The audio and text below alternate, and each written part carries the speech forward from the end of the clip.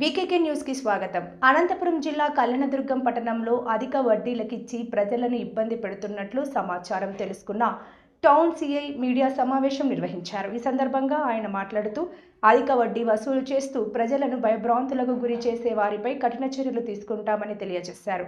అలాగే బాధితులను అధిక వడ్డీలు వసూలు చేస్తూ ఎవరన్నా వేధింపులకు గురి చేస్తుంటే టౌన్ సిఐ యువరాజును సంప్రదించవలసిందిగా మీడియా ముఖంగా తెలపడం జరిగింది.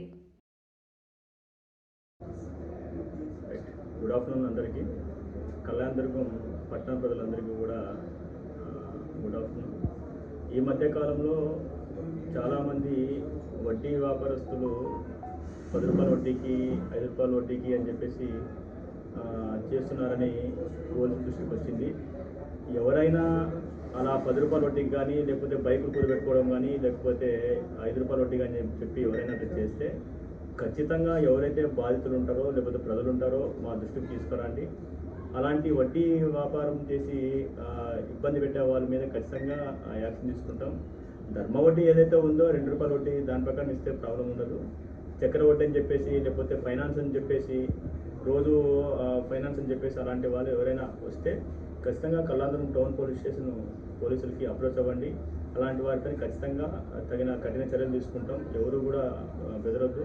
ఎందుకంటే ఈ మధ్యకాలంలో ఎక్కువ కూడా ఇలాంటి వ్యాపారం లేకపోతే ఇలాంటి ఫైనాన్స్ అనేది ఎక్కువ జరుగుతున్నది. కాబట్టి అలాంటి వాటిపైన ప్రజలు ముందుకు వచ్చి పోలీసులు కంప్లైంట్ చేస్తే ఖచ్చితంగా వారిపైన కఠిన చర్యలు తీసుకుంటాం. Thank you.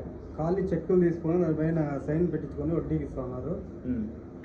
మళ్ళా డబ్బులు అడిగితానని చెప్పి ఇంటితో వెళ్ళి గొడవ చేస్తున్నారు. కాబట్టి అలాంటి ఎవరైతే ఖాళీ చెక్కుల పైన పెడుతున్నారంటే ఎవరైతే బాధితులు ఉన్నావో ఫస్ట్ ఖాళీ చెక్కుల పైన సంతకాలు పెట్టకూడదు. ఖాళీ చెక్కులు పెట్టకుండా దానికి ఎంతైతే డబ్బులు ఇచ్చింటాడో అంత డబ్బులు ఇచ్చేటట్టు డేటు వేయాలి, సంతకం పెట్టాలి. ఎప్పుడైనా కానీ ఖాళీ చెక్కులు పెట్టడం అనేది అది రిస్క్. ఎందుకంటే ఇప్పుడు నువ్వు 10,000 ఇచ్చినావు అనుకో, ఖాళీ చెక్కుల పైన ₹1,00,000 రాసుకుంటాడు. తర్వాత నువ్వు ఇచ్చిండేది నెల కింద ఇచ్చినా అనుకో, సంవత్సరం కింద రాసుకుంటాడు. అందుకే ఎప్పుడైనా కానీ కరెక్ట్గా డేటు తర్వాత ఆ రెండు ఏదైతే ఫామ్ ఉంటుందో ట్రాన్స్ఫర్ నోట్లో అన్నీ ఫిల్అప్ చేయాలి. ఫిల్అప్ చేసి కింద సంతకం పెట్టాలి. అప్పుడైతే దాన్ని మిస్యూజ్ కాకుండా లేకపోతే చీటింగ్ చేయకుండా జరిగే అవకాశం ఉంటుంది.